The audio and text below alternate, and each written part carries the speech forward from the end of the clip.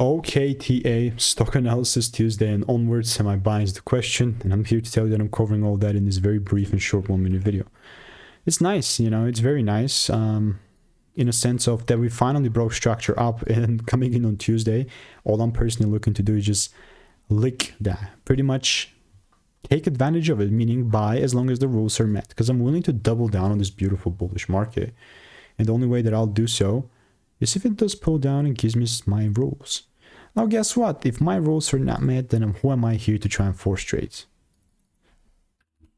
That will make no goddamn sense to me, and you can see I've covered it before in the Discord server as well. And if you want to learn how I'm consistently making 5-10k per month with indicators, then just click the first link in the description and get my free emails and insights.